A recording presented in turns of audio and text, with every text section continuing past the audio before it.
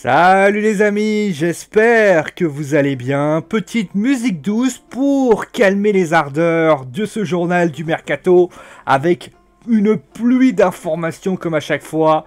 Des pipe bombes, nous avons également le président du Paris Saint-Germain qui l'a fait. Nous avons parlé également de Neymar avec Paris qui pense à un départ. Barcelone qui a un plan B pour Matthijs de Ligt. La réponse de Manchester United à Paul Pogba et on terminera avec des infos sur notre chère Ligue 1. Bon, on va le dire, Neymar, il vit sa pire saison de la carrière. Qu'on soit clair là-dessus, il a des problèmes sportifs, il est blessé et en plus de ça, il est embourbé dans une affaire judiciaire. Et en plus de ça, ça fait des dégâts à sa valeur et à son image. Et suite à cela, le Paris Saint-Germain commencerait à réfléchir sérieusement à se séparer de son joueur vedette. Maintenant, pour l'espérer, il faudra débourser le montant de 222 millions d'euros. Vous l'avez compris, Paris veut récupérer son bien.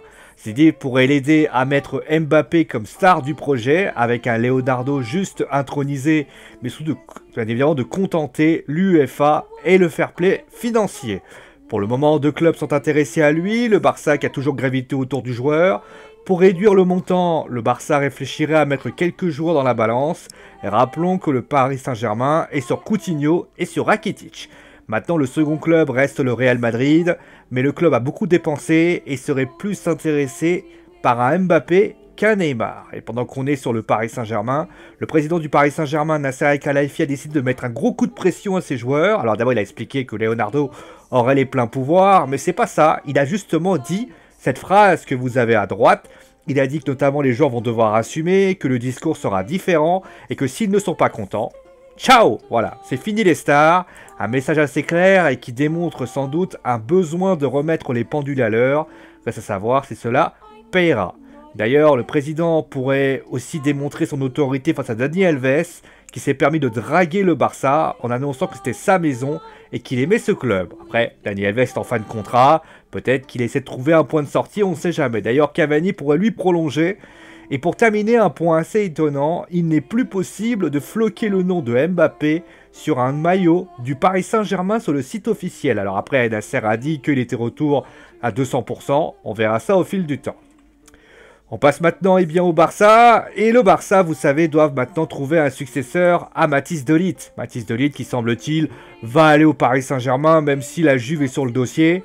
Et donc, il serait sur Raphaël Guerreiro, alors milieu défenseur très polyvalent. Le joueur pourrait plaire au club, mais financièrement, le club allemand demande énormément d'argent, ce qui pourrait refroidir le club de Bartomeu. On continue maintenant avec Manchester United, qui a donc répondu à la déclaration de Paul Pogba hier. Le milieu de terrain avait d'ailleurs déclaré à vouloir un nouveau challenge ailleurs. Et d'après ESPN Soccer et Sky Sport, le club mancunien a déjà annoncé qu'il était hors de question qu'il quitte le club cette année, le considérant indispensable. On va continuer maintenant avec notre cher Ligue 1. Merci. Je sais que je suis ténèbre. Notre cher Ligue 1, on va commencer avec William Saliba. Arsenal semble être en pôle pour le récupérer, mais Chelsea ou United ou City seraient dessus. Les Verts espèrent aux alentours de 30 millions d'euros pour espérer un bon marché. Quant à l'OM, l'OM cherche toujours un attaquant. Alors on parlait de Gaëtan Laborde, je vais y arriver. De Gaëtan Laborde, Marcus Thuram ou un autre. Mais ça serait l'attaquant vénézuélien Salomon Rondon, je ne sais pas comment ça se prononce, qui avait sous les ordres d'André Villas-Boas. Maintenant, le joueur vaut 18 millions et Newcastle est sur le dossier. Et surtout, il faudra dégraisser la masse salariale. Alors après, on pense à des départs comme Strootman, Sertic ou Clayton NG. Pour le premier d'ailleurs, la pilule passe très mal. Et donc, on va continuer avec le Lyon. Et je vous ai spoilé, Lyon qui serait sur pas mal de joueurs brésiliens. Felipe Luis notamment, même si on en pense vraiment que c'est sûr. Renan Lodi et Eton Lucas. On parle également de Pedro de Fluminense, c'est tout ça la photo. Autre info sur Lyon, sur le rayon des départs, Tanguy Ndombele qui est pisté par Tottenham et la Juve. Le prix avoisinerait les 70 millions d'euros. Allez, c'est désormais maintenant pour la journal de ce mercato. J'espère en tout cas que ça vous a plu. On se retrouve bien sûr demain pour plein d'informations. D'ici là, portez-vous bien. Et ciao tout le monde!